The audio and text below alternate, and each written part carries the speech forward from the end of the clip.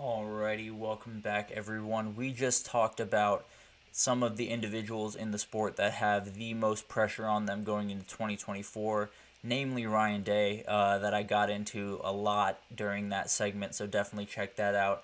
And then it's time for Spotlight Wednesday, and for this, I'm going to pick a different team every week, maybe a team that you don't know as much about, some fringe contenders possibly throughout the offseason to just give you an idea of who they are going into the 2024 season. Now, still tons to develop throughout spring ball and everything, so this will definitely not be the last time I talk about the Miami Hurricanes, but I thought they would be a great team to start with because they're a very interesting team. Let's be honest. The 2023 season was not all that pretty. If you're a Miami Hurricane fan, you start 4-0, and then finish the season 7-6, and you have that absolute debacle playing Georgia Tech that I watched probably 10 different times and still couldn't fathom what I was watching. Still didn't understand how they even remotely thought that that was going to be something that they should do.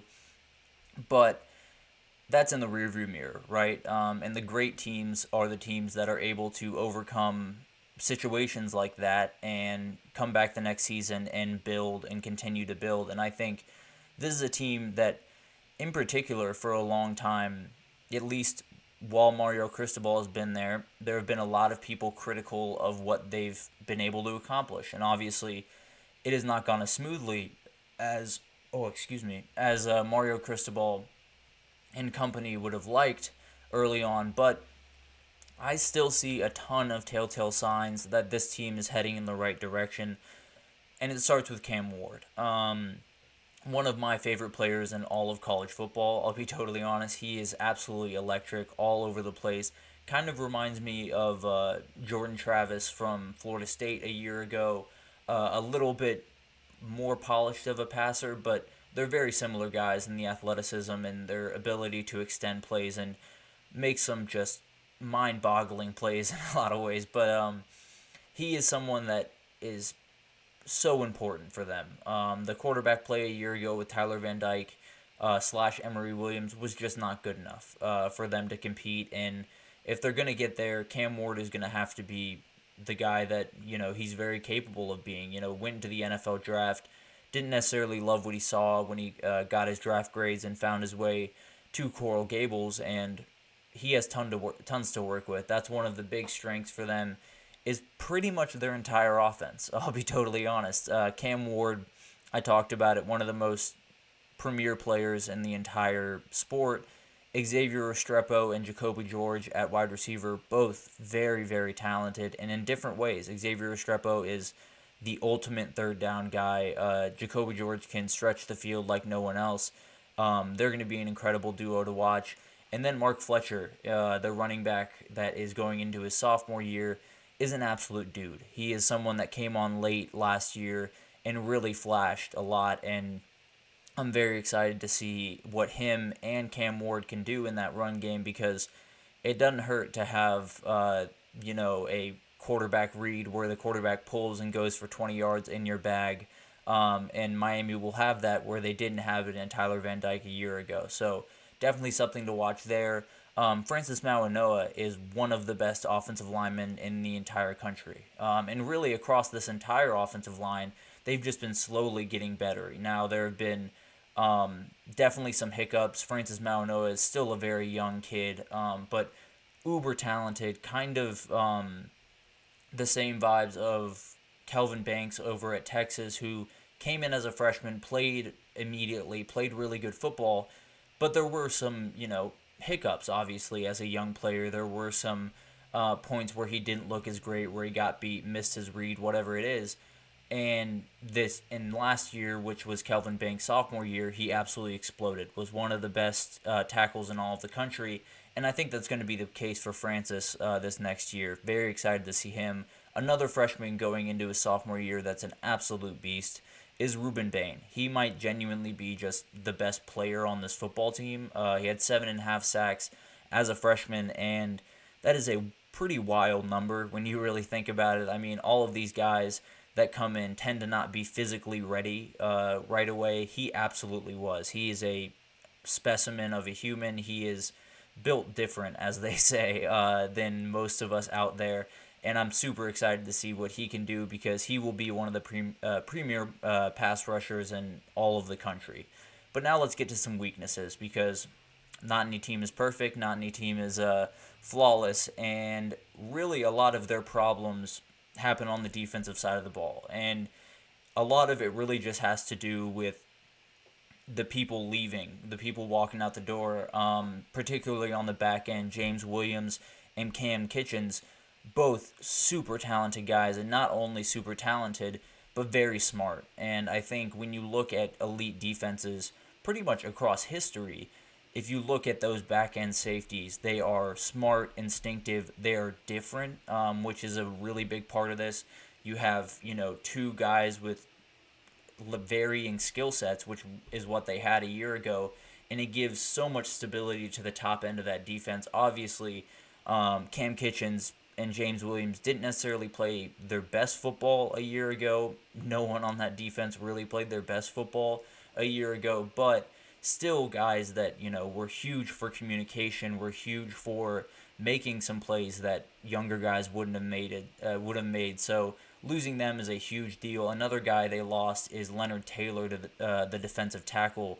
Uber talented guy, a absolute run stuffer, and if you're gonna play, at an elite level, if you're gonna compete for a playoff, you pretty much have to be a good run defense, because if you're not a good run defense, you have to commit more people to the run, which opens up passing lanes, and those passing lanes can be pretty big in college, I'll be honest with you. So he's someone that has to be replaced, because if you can't play run defense, everything else around the defense just kind of crumbles. So he's huge. And then I think the biggest thing about this team is they're still relatively young. Across a lot of the lines in particular, they're a young team. They're a very talented team. They've recruited really well out of the portal and in high school, but these kids are still, 18, 19 years old, maybe even 20, and it's hard to make a run with a team that young. But the reality is there's tons of talent. Mario Cristobal is a good coach. He just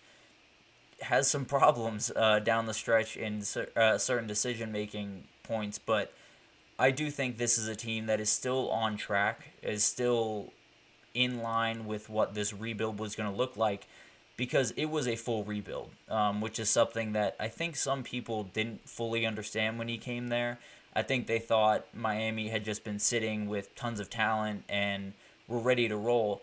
That was not the case. I'll be totally honest. It wasn't a bad team by any means, but there were tons of things that needed to happen, especially across that offensive line, across both lines, that were going to take them to the next level. And all of that has slowly happened. It's just hasn't quite coalesced into wins on the field, but who knows what happens in 2024. They could very well be a team that jumps into that ACC and it's wide open right after Florida State. So we'll see what happens there. But let's get into the schedule, because the schedule is what holds a lot of weight for a ton of these teams. There's so many talented teams across the country that teams like Arkansas in past years, or teams like South Carolina, what feels like every single year, or Florida going into this next year, all of these teams are really good. All of these teams have a ton of talent. All of these teams have ability, but they're playing so many good teams throughout the year that it makes it really hard to have that incredible record at the end of the year. Miami does have a little bit more of a navigable schedule. Now, they play tons of Power 5 opponents. They play, first of all, to start the year, they start in Florida, or at Florida, which is a huge battle. Will tell a lot about what this team is going forward. Although when Florida went to Utah and beat them a year ago, we thought this Florida team is different, and then it didn't really coalesce into anything. But to start the year with a win, especially against a team in your state, is just huge. So very interested to see what happens there. Then they should really be able to roll into their first bye week for the most part. They do have Virginia Tech and Cal in conference, but both those games should be wins hypothetically this early on in the process. But And then after the bye week, it's time to really strap in and start playing your best football because you got at Louisville, Florida State, and Duke at home on back-to-back weeks. And then you go to Georgia Tech, which I've talked about a little bit, is a team some people might be overlooking, a team that could definitely spring some upsets very easily this coming year. But overall, this is a very doable schedule. Now, it's not going to be easy. They're going to have to beat some teams that maybe they're not necessarily slated to beat right now. I think at Louisville will be one of those games that they really need to win. Florida, another one that's a very important thing to, if you win those two games, you could be 10-2 with losses to Florida State and Duke, or you could be 8-4, and that is a totally different thing when you're in your third year as Mario Cristobal, coming over from a school where you were massively successful at Oregon. So I think there are a couple of inflection points throughout the season. I think Louisville, through like halfway through the season, and then Florida to start the season are two times where we're really going to see what this team really is and where they fit into the 17 teams in the ACC right now. But as a general point about this team, I really do like this team. I think there's talent all over the field, especially on the offensive side of the ball. I think Xavier Restrepo gives the ultimate security blanket to Cam Ward in learning that offense. Now, the worries obviously are Mario Cristobal makes some head-scratching decisions down the stretch, especially that one against Georgia Tech, and you're hoping as a Hurricane fan he has learned from that and moved forward, but he made a mistake like that while he was at Oregon, and it happened again. So it'll be interesting to see how he kind of overcomes some of his woes there. Shannon Dawson hasn't quite hit his stride there as a play caller, but with Cam Ward in the room, it can only help, right? Having that elite quarterback is a huge help to these play callers because it not only opens the playbook, but it makes it easier when, they don't make the right call. Cam Ward can make a play out of nothing and make them look good. So it always helps to have someone like that as your, under center guy. And they're really young. So overall, there are some different points in this team that could be their demise. They're definitely a huge high floor, low ceiling, or excuse me, high ceiling, low floor teams because I could see the wheels entirely falling off. Maybe Cam Ward gets hurt. I really hope not, but that's always a possibility with this. Shannon Dawson maybe just isn't the right OC for this team. There's tons of things that could go wrong and totally collapse this, but if Shannon Dawson and Cam Ward get on the same page quickly, if Mario Cristobal, can fix some of the time management problems he's had in the past, if the young players can play up to their potential, this is a team that's very dangerous. And with Florida State sitting up top, everything else is open. And even Florida State, a team that is replacing tons of guys, that's kind of wide open. So Miami could very well be right there in the conversation for the ACC. And if you're in the conversation for the ACC next year, you're in the conversation for the playoff. So this Miami team obviously could be in the playoff.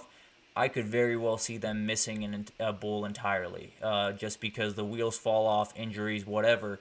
But it's a fascinating team that is going to go all types of directions in 2024. But I do like them. I think they're going to be very, very capable this upcoming year.